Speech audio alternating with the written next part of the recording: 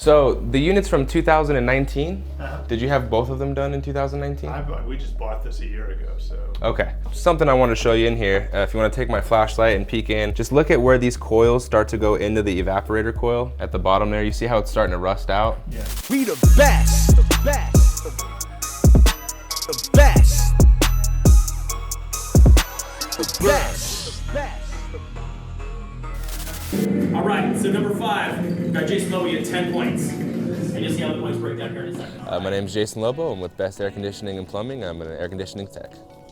An average week at Best is pretty interesting. I mean, I don't have a lot of experience with other companies, but as far as air conditioning companies go, but I do have a lot of experience with other companies, and this one's run like no other company, that's for sure.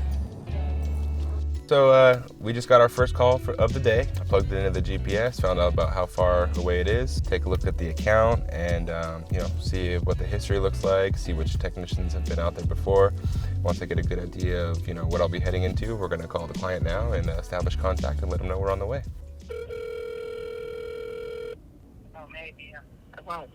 Hello? Hi, Christine. Yes, hi. Hi, good morning. This is Jason with Best Air Conditioning Plumbing Repair. How are you? Fine, fine. Good, I'm glad to hear that. How are you? Or are we seeing you soon?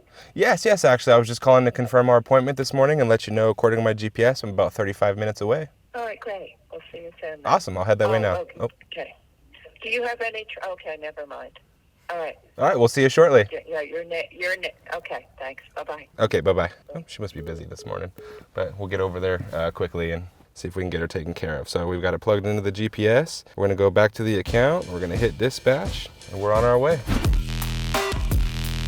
So I like to think what makes us different from the rest is, the experience. Ultimately, at the end of the day, we're all doing the same work, every company in the city, right? We're all going into clients' homes and we're addressing an issue with the heating or the cooling or the airflow. Where we kind of do it different is, we're just not run-of-the-mill technician, the cookie-cutter type technician where they just do their job. Like when we come in, it's an experience, we're another human being that you have a conversation with, as opposed to just getting a laundry list of items of what's wrong with your system and, being tasked on whether or not you're going to take care of it, right? We like to laugh with people.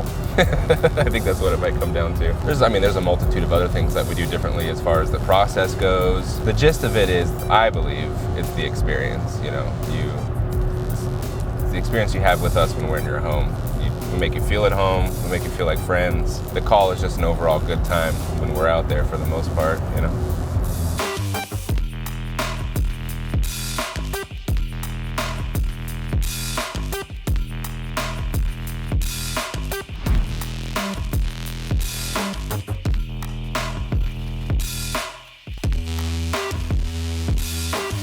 All right, so here we are at our first call. Let's get this day started.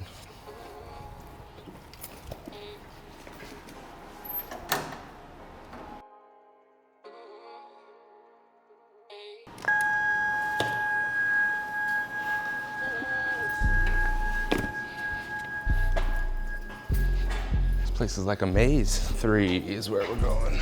Running low on paper here.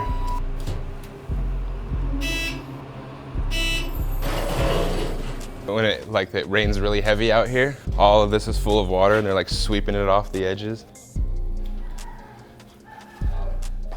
Hi. Hi, hello. How's it going? Good. Well, don't mind her. Mini killer, huh? Yeah, this dangerous dog. Let me get these shoe covers on real quick. Looks like a little teddy bear. Hi, puppy. Oh, old timer, huh? Bit of an old timer. 12, yeah. So my name's Jason. Hi, Jason. Pleasure to meet you. Nice to meet you. We're gonna be doing your heat checkup today, your maintenance and all that. Just a couple questions before I get started, if you don't mind. Sure. Cool. How's everything running? Good. Good. How was your summer? Great. We were away all summer, so Oh, okay. we missed the week.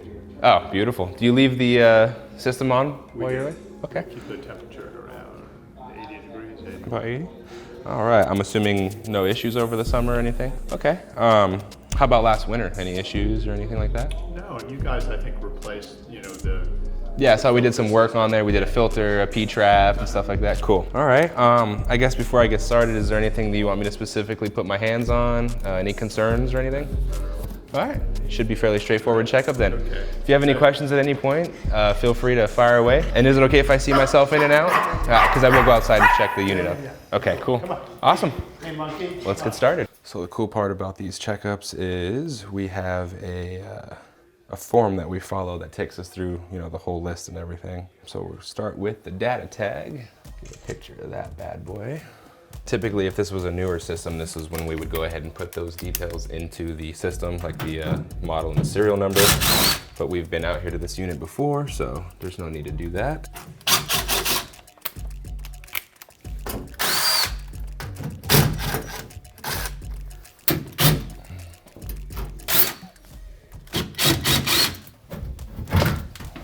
Pull that panel. All right, so this is a hydronic system. Right here is your heating coil. It runs off of the hot water heater. Your hot water comes in and runs through this coil. As the air passes through the coil, it will pick up the heat from the water, and that's how you get warm air. Alternatively, this is your evaporator coil, and we're gonna check this for any rust or anything like that. This is where the refrigerant runs through the system. And here, you can actually see we've got a little bit of rust. So we're gonna get a picture of that and put it into the notes.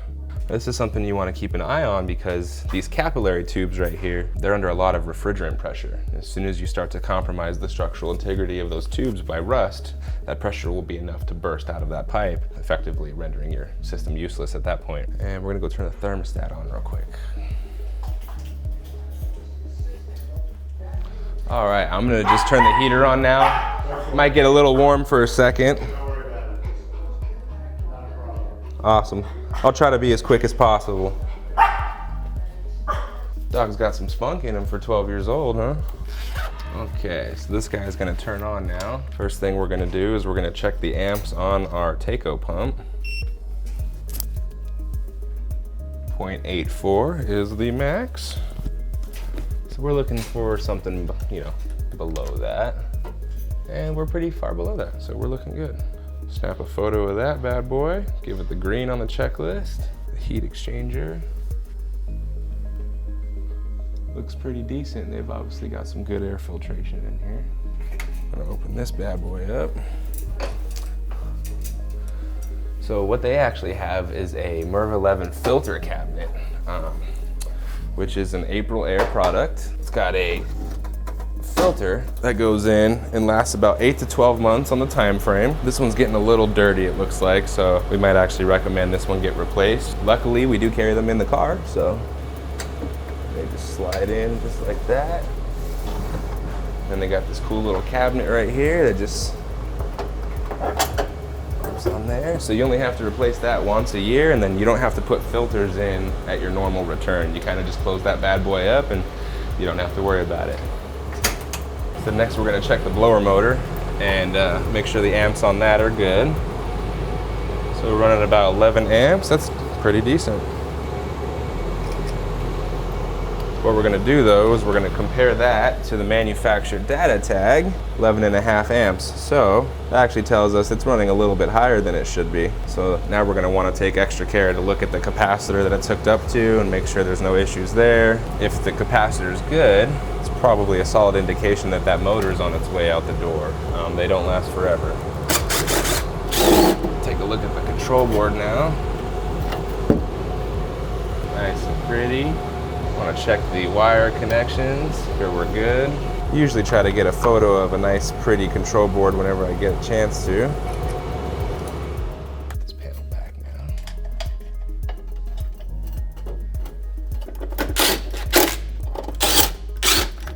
now. Okay, now we're going to check the capacitor. You always want to make sure you turn the power off before you check the capacitor because that thing will bite you.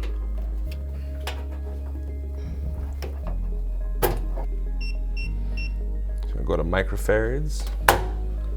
We're gonna test the 2 prongs on each side of this capacitor here. And it's gonna tell us how many microfarads it's sending out to this blower motor at startup.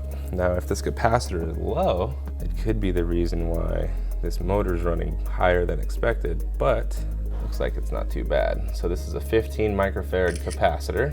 And the way we find out if these are bad or not is a little bit of math. So we do 15, they have a 5% play, so we'll multiply that by 0.95. So 14.25 is the lowest it should be. And I think we were at 14.5. We're at 14.3, so it's starting to get low.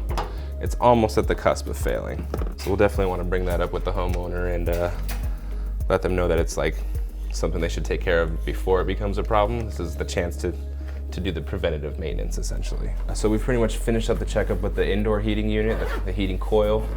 Now we got to go check the hot water heater and the condenser outside. Check to get the rest of the system checked up and make sure everything's good to go. Would you happen to have a moment? Just want to show you something while I got the panel pulled off real quick. So the units from 2019, did you have both of them done in 2019? We just bought this a year ago, so. Okay, something I want to show you in here. If you want to take my flashlight and peek in, just look at where these coils start to go into the evaporator coil. At the bottom there, you see how it's starting to rust out? Yeah. So that's just something I wanted to bring to your attention. Luckily, it's in the earlier stages of the rust, but there's nothing that can really be done for that. Essentially what it'll do is, since all of these coils have the refrigerant pressure running through them at all times, it puts it at risk for bursting, like at failure. And typically whenever you have a leak in the system, it always happens right here in these little seams, you know? Yeah, I got it. So I just wanted to make that aware to you guys. What do you have to replace these? What do you do? Typically you just replace the indoor unit, but that's probably— This is 3 years old? Yeah, you're probably a while out from that. What do you say by a while? A couple years, I would say. So. This is the condenser, right? This is the heating coil. So this is your hydronic unit. So this is what makes the air hot, and this is what makes the air cold. Got it. Yeah, this is what works with the unit outside. Got it. But as far as this unit goes, you know, the only real issues maintenance-wise that I have for you, you know, obviously we'll keep an eye on the rust. We'll keep up with the maintenance. Yeah. If just monitor it and tell me when you think we need to do something. Precisely. And then the only other thing is, when's the last time you guys replaced this filter down here? Do you know? It would have been when you put in the new system. You installed this system. Okay, so that's probably puts you at, it's about time to probably replace that. It would be a year ago already. I So think they said a year, right? yeah, they're about 8 to 12 month filters. Yeah. Cool, I've got one on the truck, so we'll get that put on there for you. You got it. And then How long do these usually last? If it was put in 19, that's 3 years ago? yeah, they've got an average lifespan of about 8 to 10 years, on average. Okay, so 8 to 10, and we're 3 years into it, so you're gonna monitor that rust. Yeah, I just wanted to bring it to your attention because typically we don't see rust on a 3-year-old unit like this. That's happened very fast. So why do you think that's, why? It could be a multitude of reasons. It could just be higher humidity in this unit or just in this area. But Do we need a softener for the water? it certainly wouldn't hurt. I don't think that's. We have very hard water out here, but That's not gonna do it. But yeah, this is just condensation water that's built up on the evaporator coil, so it wouldn't, yeah. Is there any kind of coating or anything you can put on it to? As far as the rest goes, no. That's the thing. There's really no way to like undo or Spray it to put something on this would reduce or slow down the rust level? Like the only thing that we really have are like coil cleaners, but that would just benefit the efficiency of your coil. It wouldn't really do much for the rust. Yeah, it wouldn't really do much for the rust at all. I'm trying to remember whether we had something where there was a coating or something that we had. This is in our place in Mexico. All right. Okay, well, we'll just monitor it and let us know. Yeah, I just wanted to bring that to your attention while I was over here. We're gonna head out and check out the condenser and the water heater now. So when you have to replace it, you would just replace this thing, or you replace the whole? Typically you replace the whole thing because the cost of this coil plus the labor to have it welded in and Doesn't make sense not to do the whole thing. Exactly. Got it. So, Okay, thanks. of course.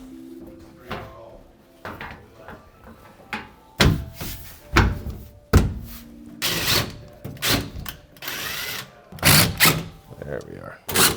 To all you future technicians out there, just use the same size screw, okay? You don't have to switch it up. It drives us crazy, because then we gotta switch our bit every time we go to put a new screw on. Just use the same size screws.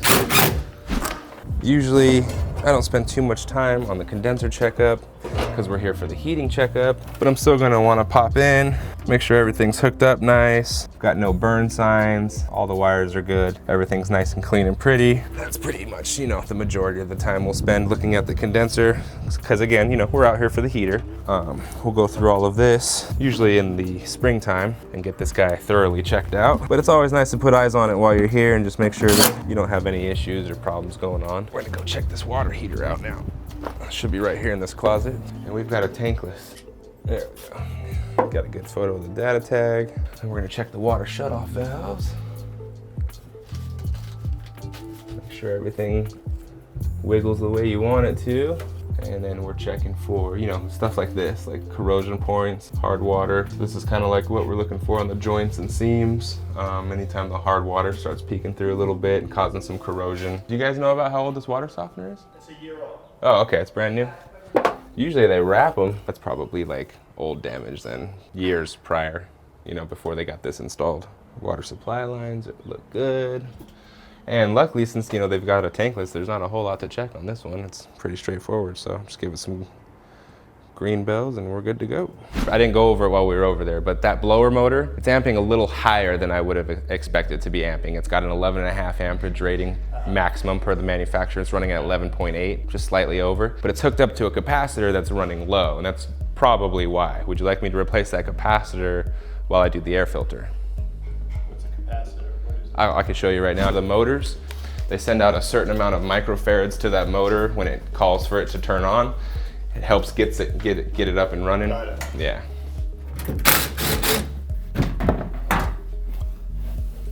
So the capacitor is this little bad boy hanging out to the left of your blower motor right here. It's this little metal contraption. Almost looks like a battery. So that's got a rating on it for 15 microfarads with a 5% play, plus or minus. So it can go 5% above 15 or 5% below 15, which would be 14.25, and it's running at 14.3. So Is that a big deal? not a huge deal. It's basically on the precipice of failure, but it could be the reason why the blower motor is amping as high as it is. And what if it fails, then what happens? It just shuts down? It overheats the blower motor, and usually takes that with it. Okay. Yeah. And then replace it. Okay, we'll get that taken care of for you as well. Thanks. Of course.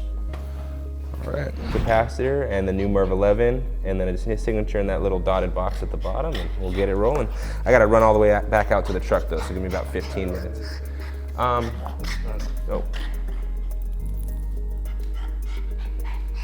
Just sign there at the bottom. There we go. Cool beans. Great. Thank you very much. All right, is it okay if we walk back in when we get back? Yeah, just come in and out. Copy that. We'll be back shortly.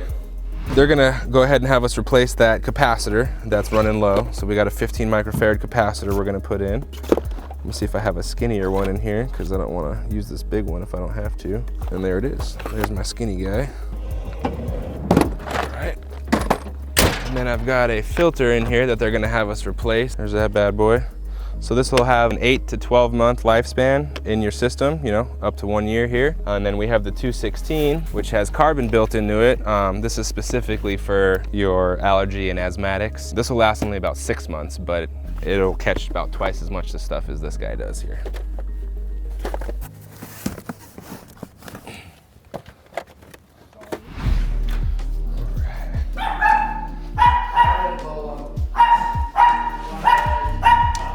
Hi, puppy. So this might seem a little unconventional, but before I go ahead and put these in, would one or both of you mind taking a selfie with me?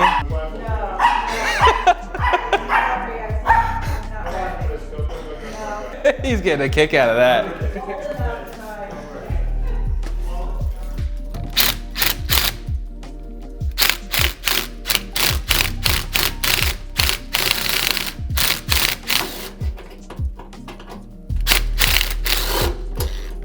That one was on there really tight.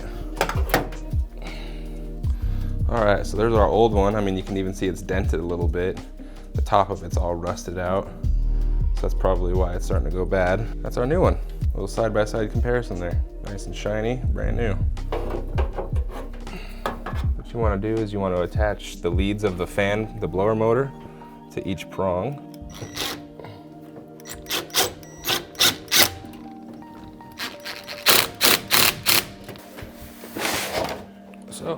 Really the only thing to pay attention to on these is this little arrow here indicates where the airflow. This is an upflow unit, so the air is going up, so we want to install it like that. Once you get that slid back in there, we're gonna write the date on there real quick. And you're good to go.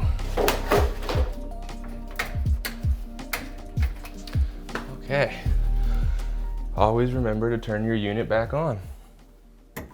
Just waiting for the unit to kick back on to make sure everything's good. Total today is gonna be flat, and I can take your card whenever you're ready. All right, and there goes our unit, just kicked on. That's what I was waiting on. All right, check up. Typically, we go for, we want to get in before it gets hot. So I was thinking maybe perhaps sometime in like March or April. Okay, do you have a particular day in mind? Okay. Let's see here.